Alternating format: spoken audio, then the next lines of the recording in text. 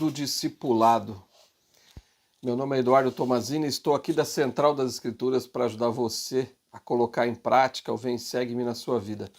Se você ainda não está inscrito no nosso canal, se inscreve, ativa lá o sininho para receber todas as notificações. Também dá o seu like se você gostou do vídeo.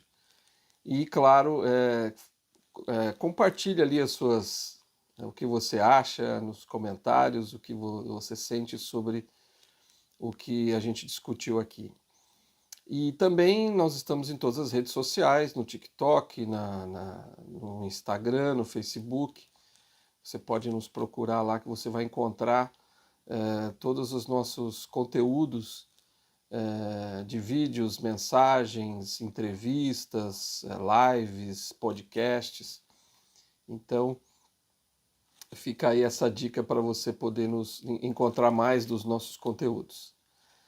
Hoje, então, nós vamos falar, essa semana estamos estudando, né? O Vem Segue-me dessa semana fala de Atos de 6 a 9, que é a designação dessa semana, e é realmente interessante quantas experiências os apóstolos estavam tendo, né? Tiveram naquela época, e a gente vai abordar algumas coisas hoje. E como eu gosto, né? Eu sempre pego algum ponto que me chama mais atenção, alguma experiência mais que eu possa destacar, né? E essa semana tem várias experiências interessantes, tem a experiência da conversão de Paulo, que é muito forte, é muito importante, a gente talvez seja o maior destaque, né, da lição dessa semana é a conversão de Paulo, que foi algo extraordinário que o Senhor fez por ele, né? E o que outra experiência legal é de Filipe, né, com o eunuco, também uma experiência muito interessante que aconteceu lá. Eu acho que vale muito a pena também você pegar os detalhes dessa experiência. Mas eu queria focar hoje na experiência de Estevão. Estevão, ele era um homem dentre aqueles que foram chamados para ajudar no ministério, porque tinha lá os 12 apóstolos e eles tinham muita demanda, né, de trabalho, e eles não estavam conseguindo dar conta de tudo.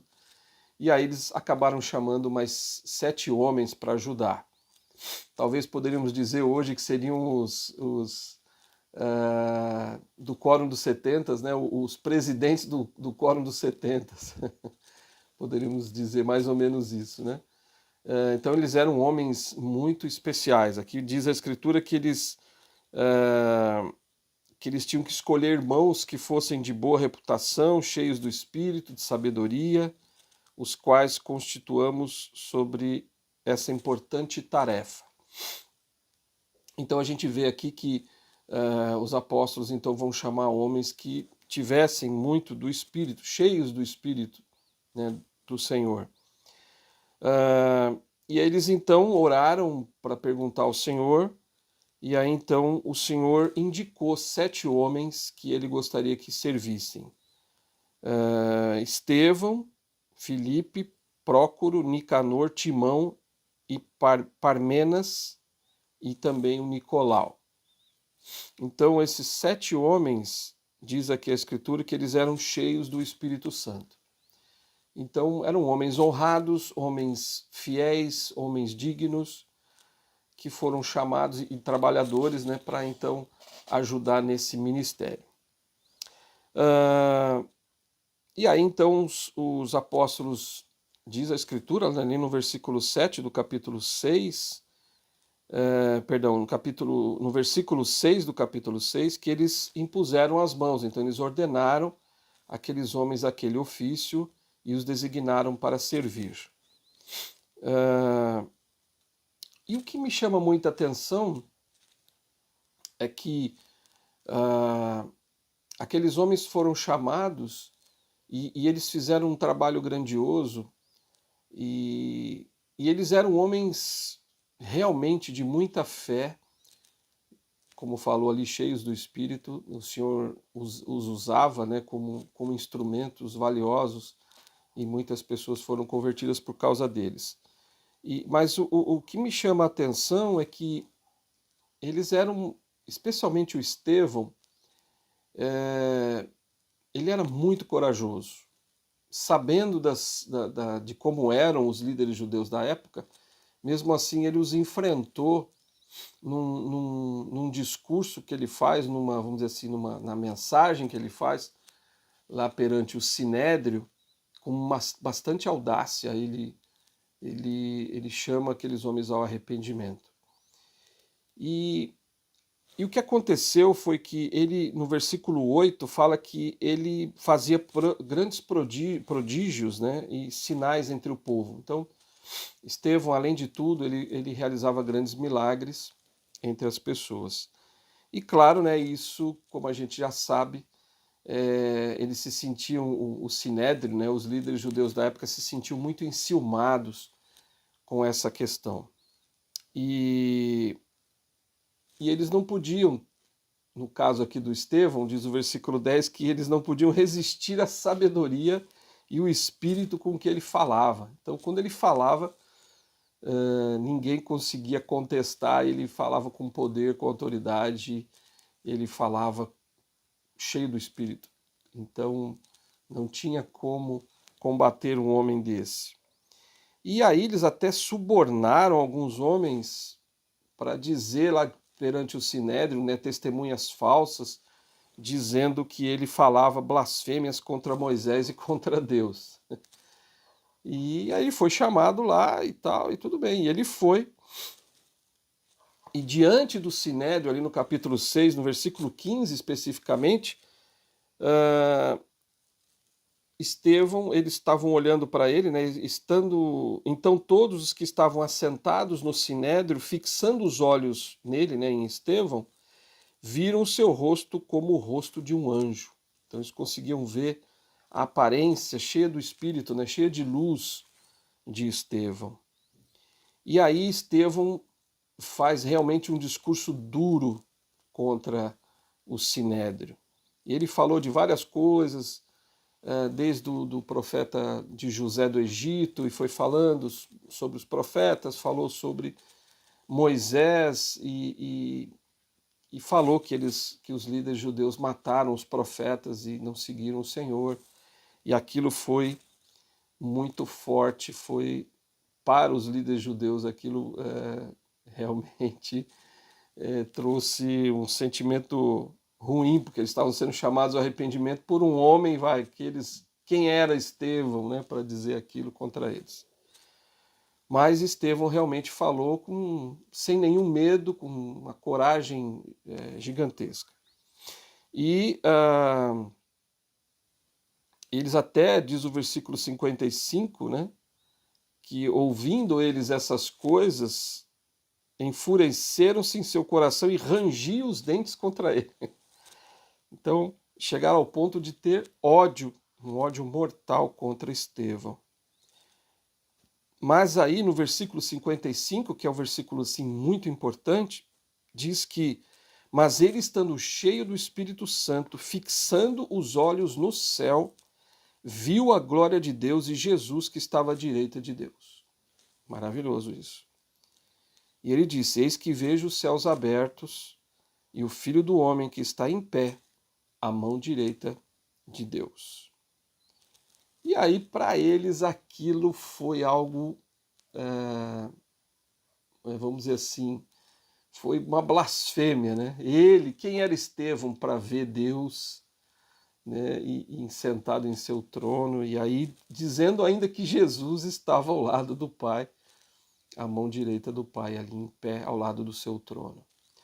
Essa foi uma visão extraordinária, e aqui a gente consegue, é uma escritura que comprova que o homem pode sim ver a Deus, que o homem pode sim ver a Jesus Cristo. Aconteceu com Estevão, assim como aconteceu com Joseph, como aconteceu com Moisés, como aconteceu com outros profetas. Então, está claro que o homem pode sim ver a Deus, pode sim ver a Jesus Cristo. Obviamente que essa pessoa precisa estar muito bem preparada e precisa haver um motivo muito claro para que isso aconteça. Mas aconteceu com Estevão, ele estava pronto, ele estava preparado.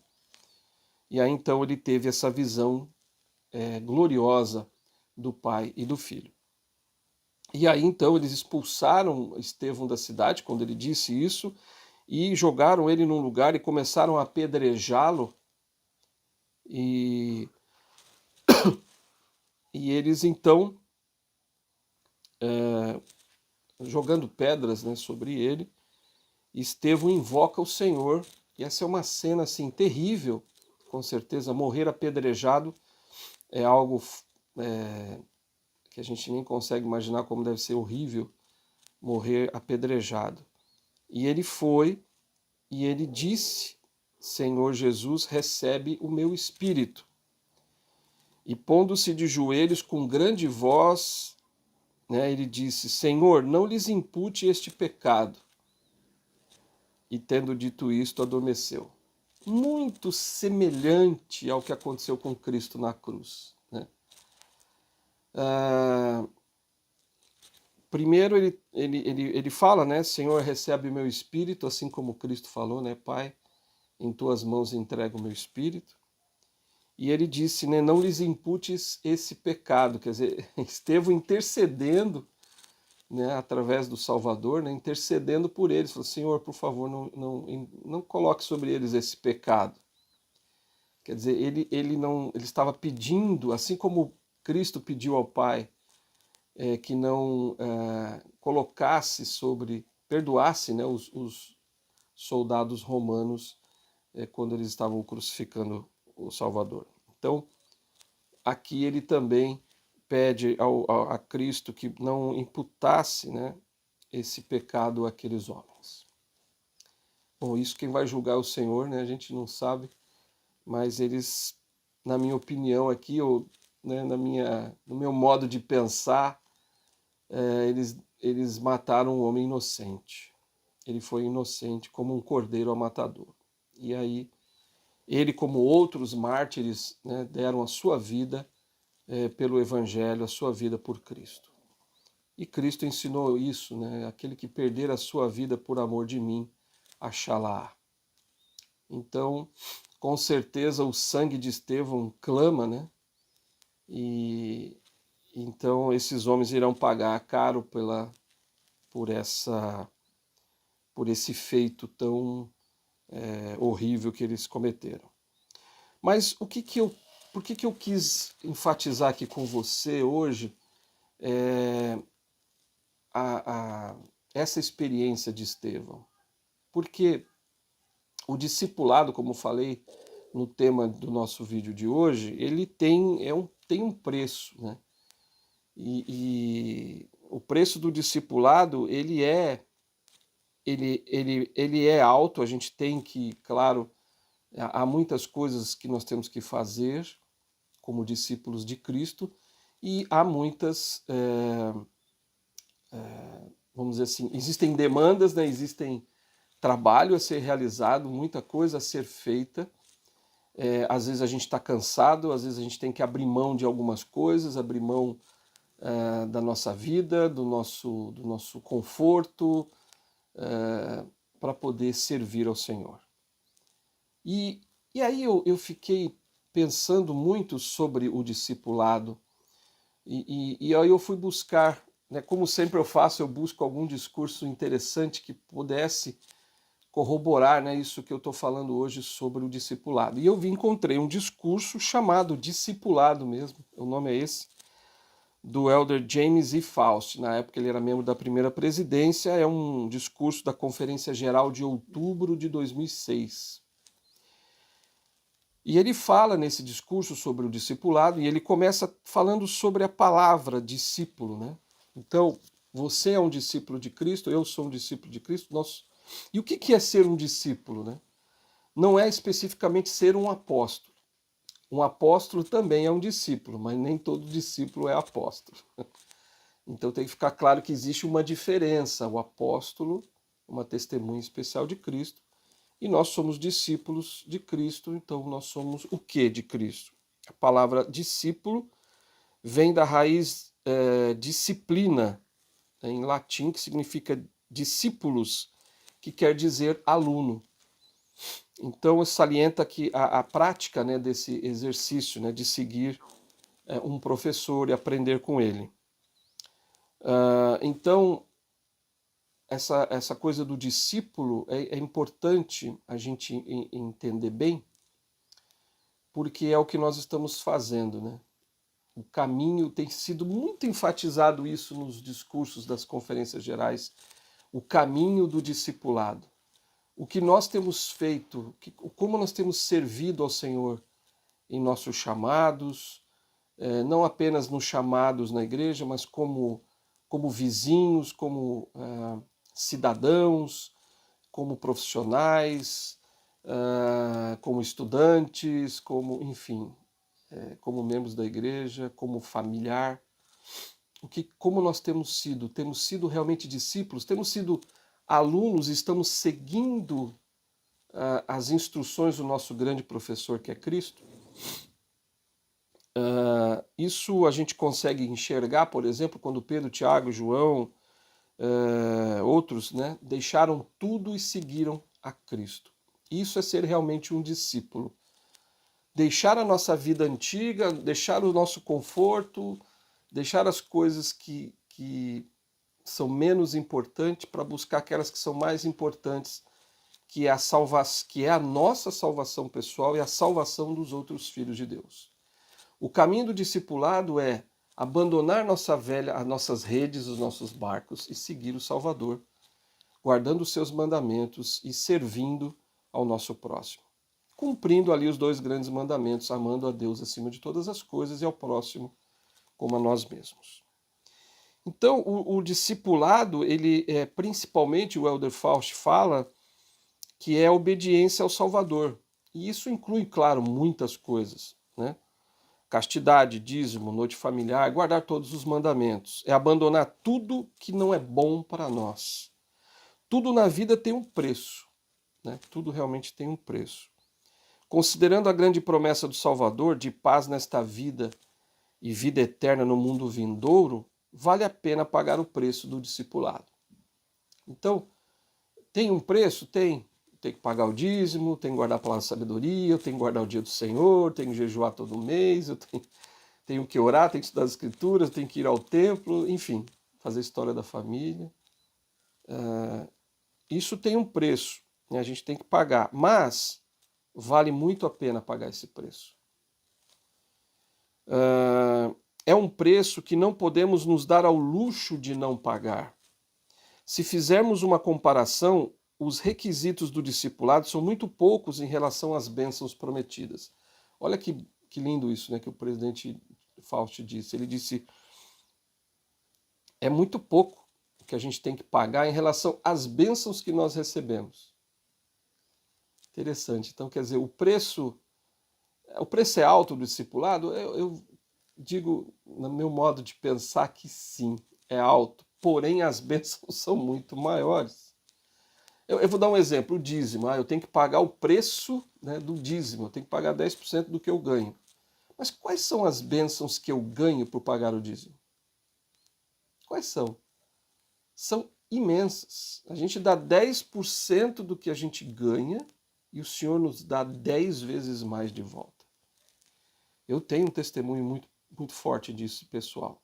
E eu sei que talvez você também tenha. Se você ainda não tem, pague o preço do dízimo e veja as bênçãos que você vai receber. Pague o preço do discipulado em relação ao dízimo e em relação a todas as outras coisas, e você vai perceber o quanto você será abençoado por pagar o preço do discipulado.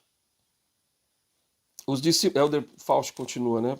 Os discípulos de Cristo recebem um chamado de não somente abandonarem as coisas, a busca às coisas do mundo, mas também de carregarem a sua cruz diariamente. Carregar a cruz significa cumprir seus mandamentos e edificar sua igreja na terra. Também significa autodomínio. Como Jesus de Nazaré nos instruiu, se alguém quer vir após mim, negue-se a si mesmo e tome cada dia a sua cruz e siga-me. E qualquer que não levar a sua cruz e não vier após mim, não pode ser meu discípulo. Olha só. Então está muito claro aqui o discipulado, né? O preço aqui do discipulado. Qual que é o preço do discipulado? Carregar a nossa cruz. Cada um tem a sua específica, cada um de nós tem a sua cruz. E a gente tem que estar disposto a seguir, a carregar essa cruz. Porque quem não carregar a sua cruz, quem não pagar o preço do discipulado, vamos dizer assim, não pode ser discípulo de Cristo. E foi ele que disse. Os verdadeiros seguidores do Salvador devem estar preparados para dar sua vida. E alguns tiveram o privilégio de fazer isso. Então a gente vê que várias pessoas deram sua vida pagando um preço alto pelo discipulado, mas quais foram as bênçãos que eles receberam por isso, né?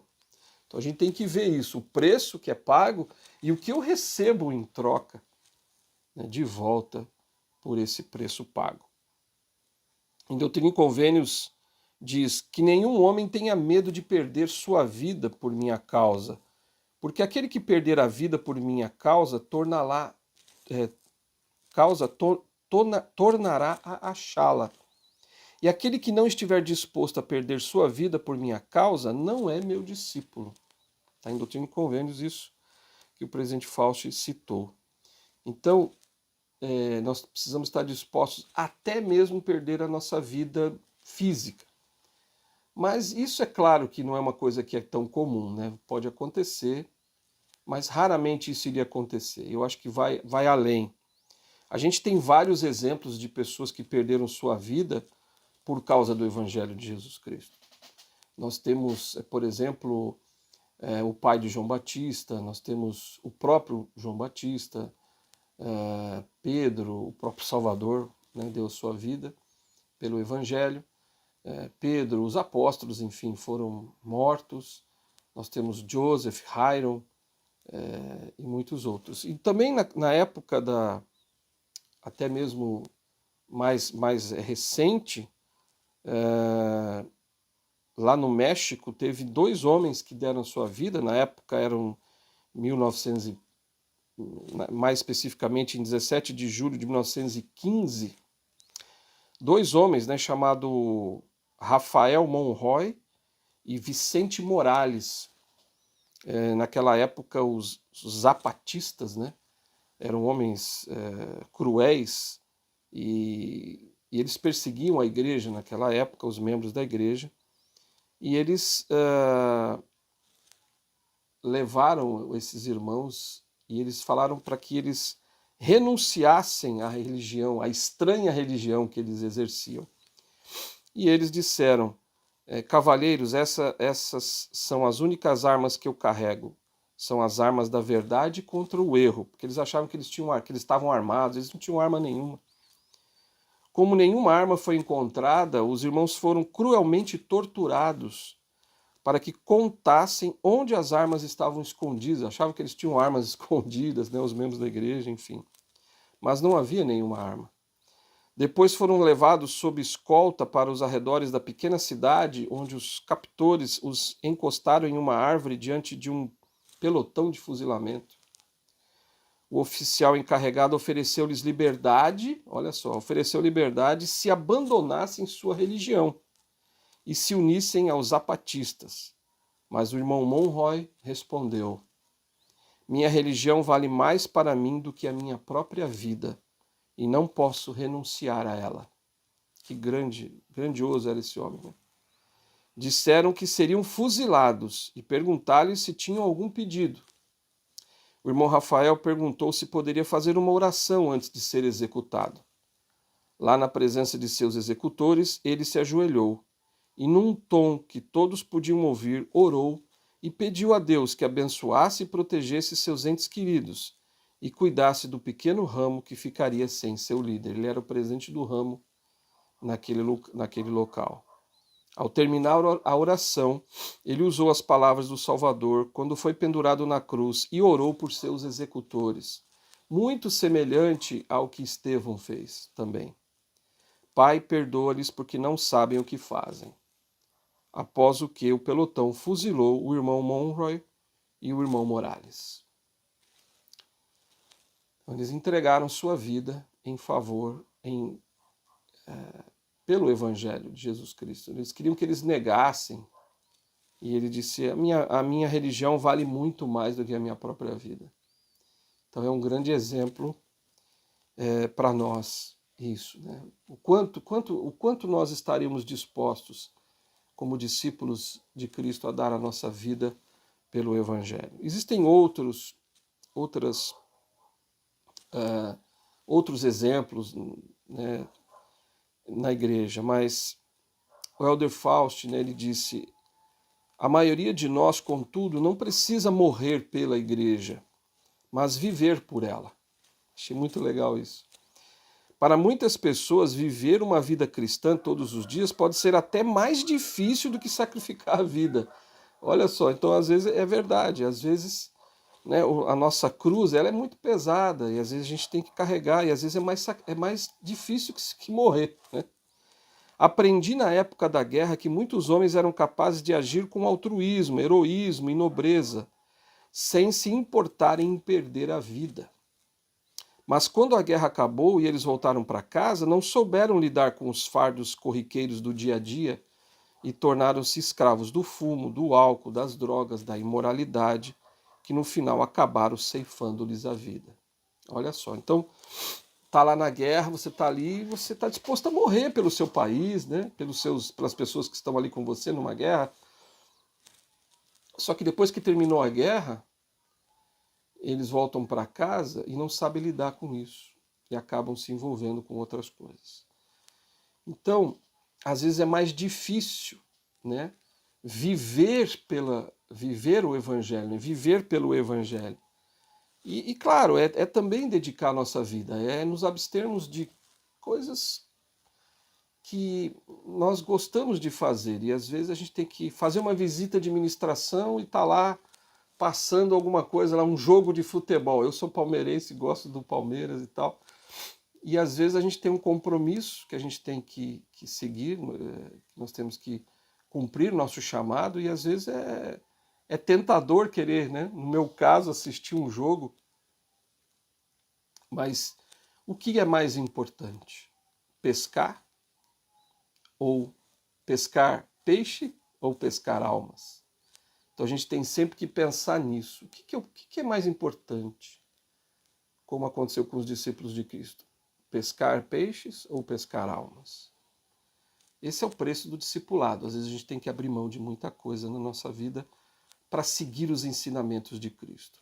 Isso inclui muitas coisas, não só chamado, como falei, mas guardar os mandamentos também, né? E às vezes algumas pessoas acham assim: eu sou uma pessoa simples, não sou, eu sou uma pessoa comum. Isso não importa no discipulado.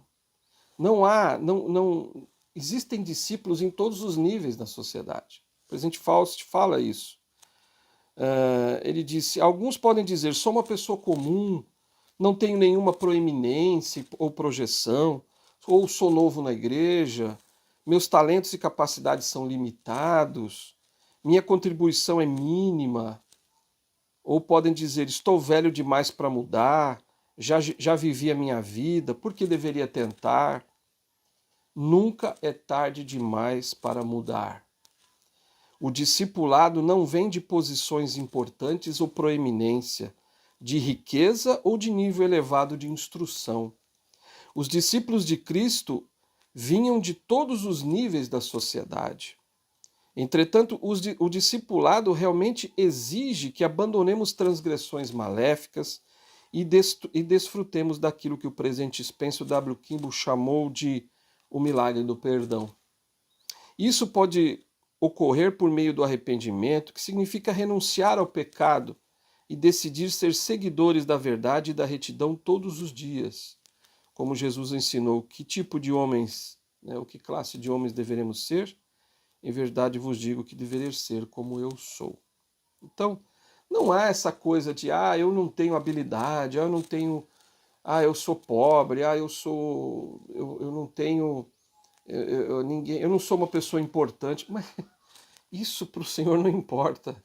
Não tem a mínima importância o grau de instrução, quanto dinheiro você tem, quanta habilidade você tem. O que importa para o Senhor é o que você faz com o que você tem. Então, eu tenho isso, é o que eu tenho, é o que eu recebi. Então, o que eu faço com isso? Então isso é mais importante. Como discípulo de Cristo, você deve fazer tudo que estiver ao seu alcance, com aquilo que você tem. Faça sempre o melhor. A gente pode pensar, bom, o preço do discipulado então é alto demais.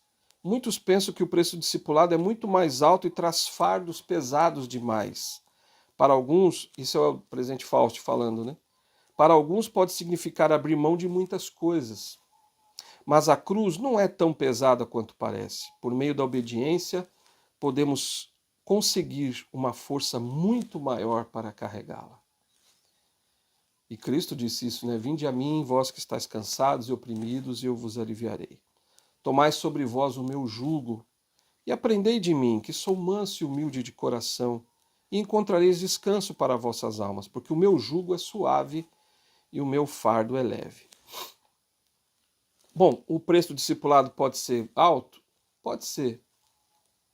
Mas pode ser, como o Senhor nos abençoa e nos ajuda, ele não fica tão pesado, porque a gente divide com Cristo esse peso.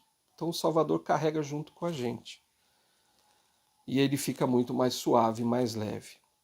O presidente Fausto, ele termina dizendo as bênçãos do discipulado, e agora vem as bênçãos, né?